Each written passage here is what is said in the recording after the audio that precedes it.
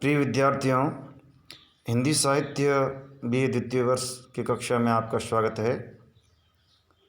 हिंदी साहित्य इतिहास की अगली कड़ी में आज हम आदिकालीन लौकिक साहित्य के बारे में चर्चा करेंगे।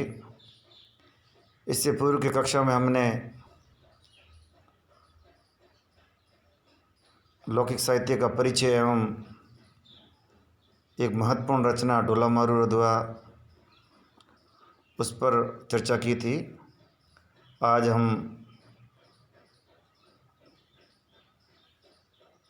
आगे की कड़ी में कुछ अन्य रचनाओं को लेंगे। चूँकि आदिकालीन लौकिक साहित्य के अंतर्गत कई कई रचनाएं उपलब्ध है जिनका हम सविस्तार से अध्ययन करेंगे, और इसी कारण आदिकालीन लौकिक साहित्य है उसका जो कंटेंट है वह कई भागों में विभाजित होगा, जिसको हम भाग 1, 2, 3, 4 जो भी नामकरण संभव होंगे देंगे। अलग अलग रचनाओं के बारे में देखेंगे हम। आज की हमारी रचना है बिसलदेव रासो। हिंदी के आदिकाल की इस रचना के रचनाकार नरपति नाल है, बिसलदेव रासो।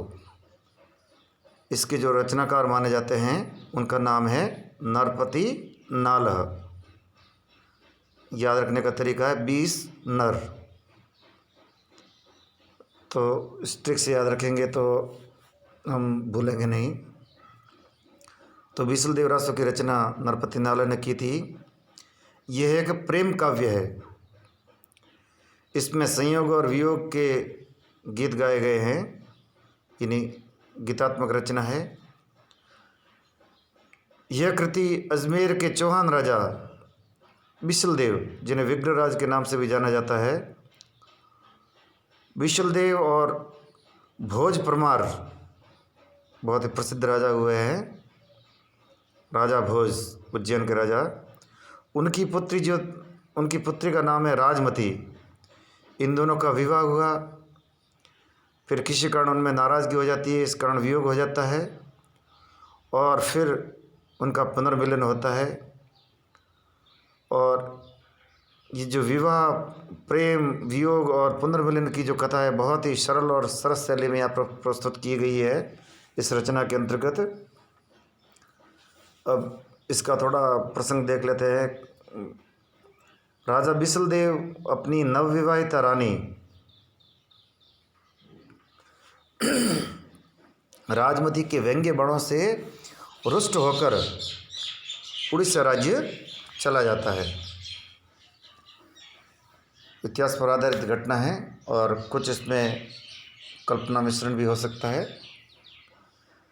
तो राजमती के अपनी जो नवविवाहिता रानी है उसके व्यंग्य बाणों के कारण या उनकी कोई बात उस राजा को चुभ जाती है, इस कारण वे नाराज़ हो जाते हैं और नाराज़ होकर उड़ीसा चले जाते हैं। 12 वर्ष तक लौटकर नहीं आते हैं। पति के वियोग में अत्यंत दुखित होकर रानी एक पंडित द्वारा अपने पति बिसलदेव को संदेश भेजती है।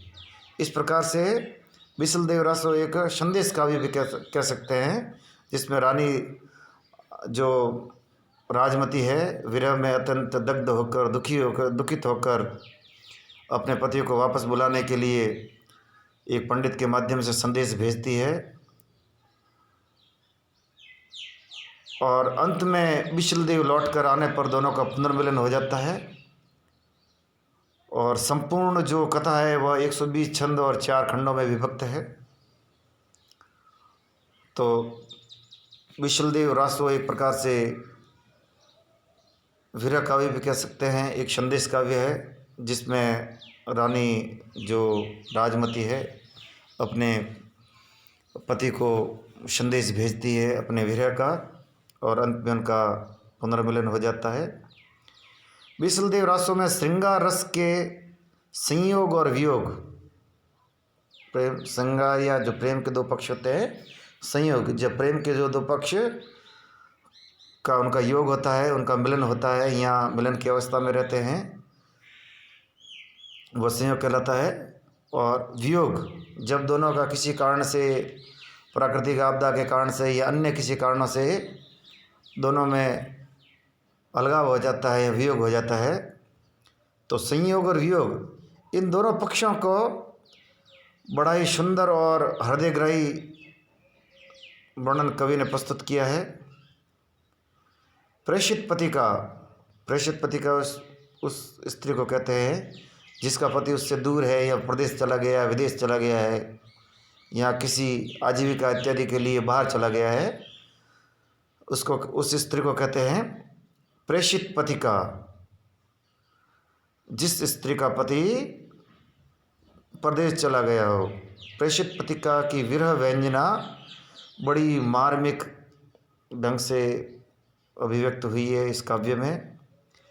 12 मासा वर्णन के अंतर्गत प्रकृति का चित्रण बड़ा ही सजीव बन गया है।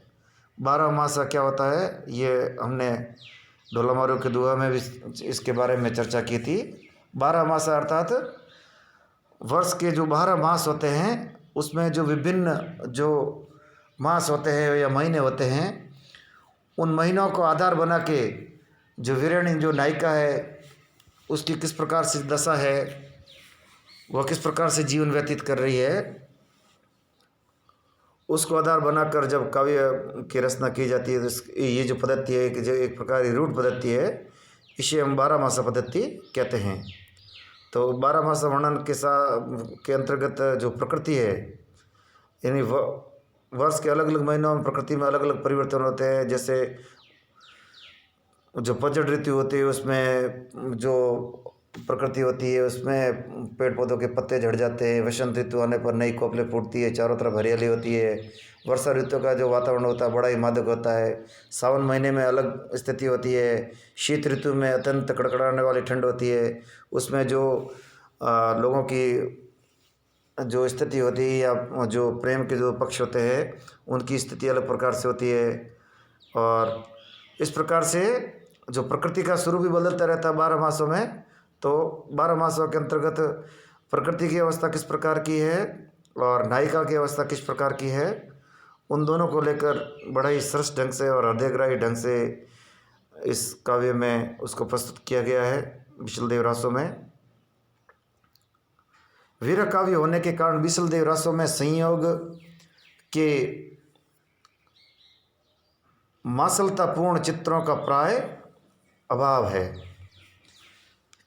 क्यों? चूँकि विरह की अवस्था की स्थिति का वर्णन इसमें ज़्यादा किया गया है, तो इस प्रकार जो शारीरिक जो अवस्था होती है प्रेम की, उसका जो चित्रण है, शारीरिक जो चित्रण है, वह इस काव्य में बहुत ही कम किया गया है। प्राय इसका अभाव ही मान लीजिए।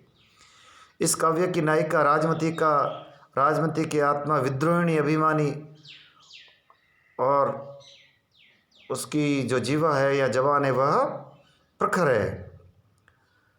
वह विद्रोहिणी भी है, उसका अपना स्वयं का अभिमान भी है नारी होने के नाते, और साथ ही साथ वह उसकी जीवा है बड़ी प्रखर है।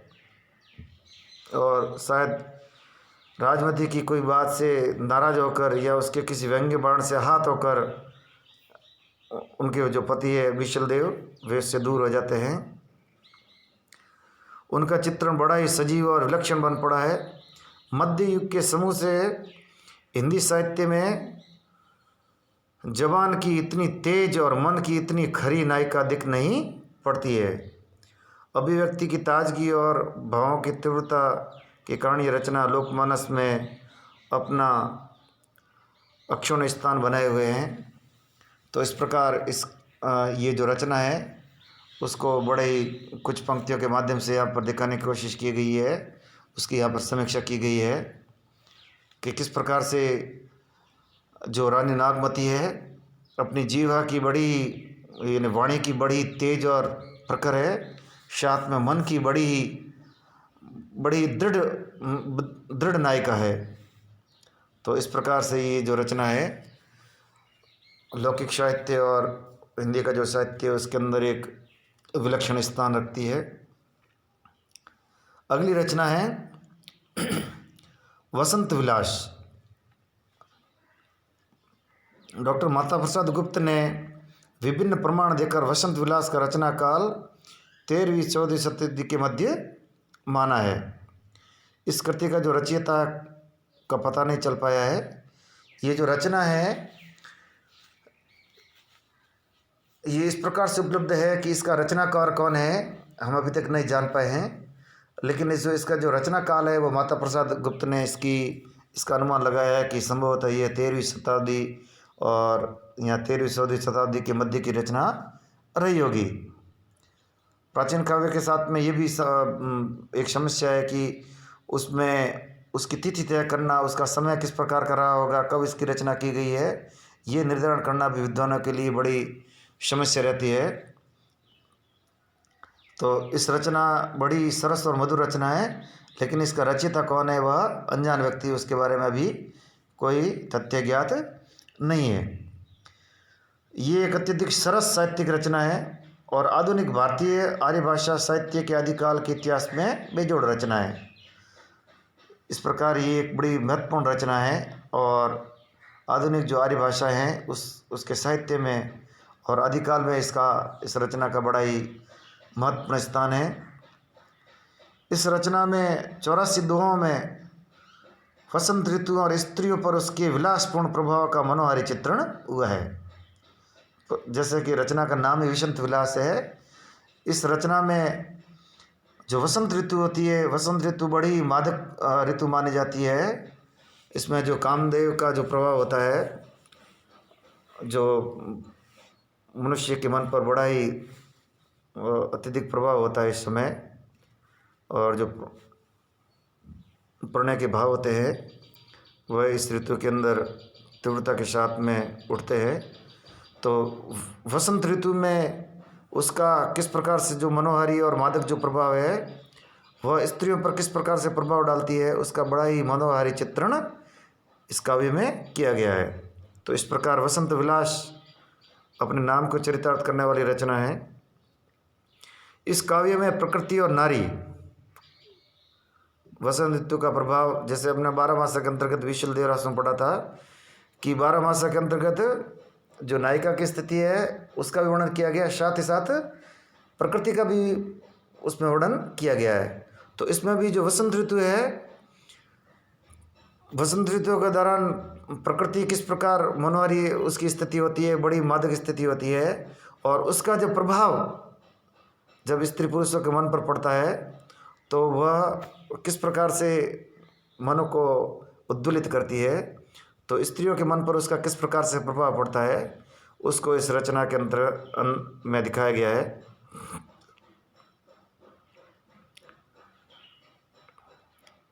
प्रकृति और नारी दोनों का मदोन्मत्त, मद में उन्मत्त, मद होता है नशा, ऐसा लगता है कि प्रकृति भी मानो नशे में झूम रही है, और वही बात स्त्री पर भी लागू होती है। मदोन्मत्त रूप श्रृंगार रस की तीव्र धारा प्रवाहित करता है। डॉक्टर राम गोपाल वर्मा दिनेश, ये हिंदी साहित्य के इतिहासकार है, उनके शब्दों में स्त्री पुरुष प्रकृति तीनों में अजस्र बहती मदोन्मत्ता का इस काव्य में जैसा वर्णन मिलता है वैसा रीतिकालीन हिंदी काव्य भी नहीं कर सकता। जो रीतिकाल जो अपने आप में जो स्त्री पुरुष की जो मन स्थिति होती है, जो विलास है, उसको लेकर पूरा संपूर्ण श्रृंगार को लेकर रीतिकाल का काव्य रचा गया है। तो ये रीतिकाल का जो संपूर्ण काव्य जो श्रृंगार को लेकर रचा गया है उससे भी एक कहीं बढ़कर एक रचना है, ऐसा रामगोपाल वर्मा दिनेश का मानना है। इसकी भाषा सरस ब्रज भाषा है जिसका विकास प्रवृत्ति भक्तिकालीन कृष्ण काव्य और रीति काव्य में दिखाई देता है। इसकी जो भाषा है, जो ब्रज भाषा है, और ये ब्रज भाषा आगे जाकर भक्तिकाल और फिर रीतिकाल के अंतर्गत जाकर बहुत ही विकसित होती है। भक्तिकाल के अंतर्गत सूरदास इत्यादि जो कृष्ण भक्त कवि है वो इसे अपनाते हैं, और बाद में रीतिकाल की तो ये एक सर्वप्रमुख भाषा है। तो उसी भाषा का जो आदि रूप है या कह सकते हैं कि जो ब्रज भाषा का जो प्राचीन रूप है वह इसके अंतर्गत हम देख सकते हैं। और इस प्रकार से जो वसंत विलास है भाषा की दृष्टि से और काव्य की दृष्टि से उसका क्या स्थान है हमने देखा। अगली रचना है राउल वेल। रचनाओं को पढ़ते समय हमें ध्यान रखना है कि वह किस भाषा में लिखी गई है, उसका रचयिता कौन है, किस काल की रचना है, और छोटी सी संक्षेप में उसका परिचय याद रखना है कि उस रचना में किसके बारे में वर्णन किया गया है। जैसे वसंत विलास में वसंत ऋतु में प्रकृति और जो स्त्रियों की जो विलास में स्थिति होती है उसका वर्णन किया गया है। तो इसी प्रकार से फिर उसका हम आगे थोड़ा और बढ़ा के भी लिख सकते हैं, लेकिन उसकी जो मूल जो तथ्य और जो कथ्य है वो हमें ध्यान में होना चाहिए। राउल वेल ये गद्य पद्य मिश्रित चंपू काव्य की प्राचीनतम हिंदी कृति है। एक शब्द आया है चंपू काव्य। गद्य के काव्य के दो प्रमुख रूप माने जा सकते हैं, पद्य और गद्य। पद्य यानी जो छंदबद्ध रचना होती है, कविता जिसे हम कहते हैं, जो छंदबद्ध और स्वरबद्ध जो रचना होती है वो पद्य होगी, और जो इससे जो इतर जो रचनाएं होती है जिसमें छंद के बजाय जो छंद मुक्त रचनाएं होती है, जैसे कहानी है, उपन्यास है, नाटक इत्यादि, ये रचनाएं क्या कहलाती है? गद्य रचना। तो चंपू जो काव्य होता है उसमें गद्य और पद्य दोनों मिश्रित होते हैं। ये जो विधा होती है उसको चंपू काव्य कहा जाता है। तो इसमें चंपू काव्य है, गद्य और पद्य दोनों को समावेशित किया गया है। इसका जो रचयिता है वह रोड़ा नामक कवि माना जाता है, राउल वेल रोड़ा। विद्वानों ने इसका रचना काल 10वीं शताब्दी माना है। इसका रचना काल विद्वानों ने भाषा इत्यादि के द्वारा अन्य तथ्यों के आधार पर इसका जो रचना काल निर्धारण किया है वह इसका जो काल है वह 10वीं शताब्दी है। इसकी जो रचना है उसका जो कथ्य क्या है, मूल क्या है वो हम देखते हैं। इसकी रचना राउल नामक नायिका के नक्शिक वर्णन के प्रसंग में हुई है। नायिका का नाम है राउल,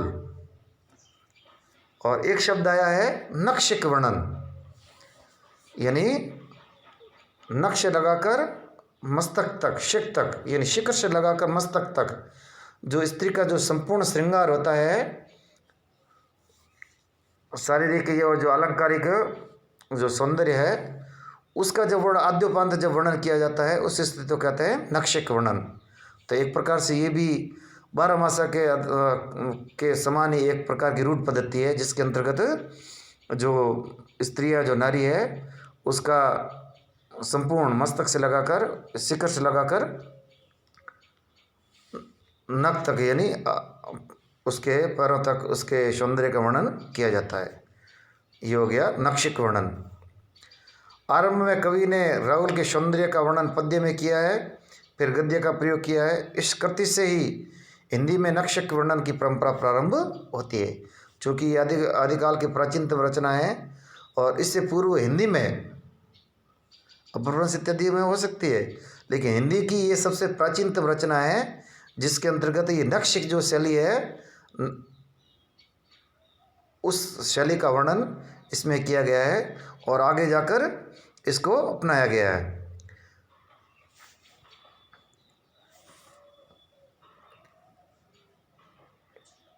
इसकी जो भाषा है वह हिंदी की 7 बोलियों, इसमें जो 7 बोलियों के शब्द मिलते हैं जिसमें राजस्थानी का प्राधान्य है। जो इसकी भाषा है वह मिश्रित भाषा है, 7 बोलियों के इसमें शब्द मिलते हैं, लेकिन राजस्थानी उसमें से प्रधान है। कवि ने विषय वर्णन बड़ी तन्मयता से किया है। नायिका राउल का श्रृंगार आकर्षण से भरा हुआ है। वह सहज रूप से जितनी सुंदर है उतनी ही सहज सुंदर उसकी सज्जा भी है। इसके सौंदर्य के अनुकूल ही उसकी भाव दशा भी है, यानी उसका शारीरिक सौंदर्य और साथ ही साथ उसका रूप सज्जा और उसकी मनोदशा, इन तीनों रूपों में राहुल जो नायिका बड़ी आकर्षक है और उसकी इसी आकर्षित करने वाले सौंदर्य को राहुल वेल में कवि रोड़ा ने चित्रित किया है। और तो याद रखने वाली मुख्य चीज़ है, एक चंपू रचना है और नक्शिक जो पद्धति है उसका प्रारंभ हिंदी साहित्य में, हिंदी भाषा में यहीं से प्रारंभ होता है। और किस प्रकार से हिंदी साहित्य में इसका स्थान हमें ध्यान रखना है।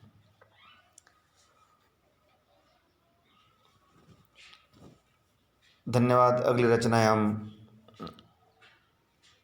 अगली कक्षा में देखेंगे।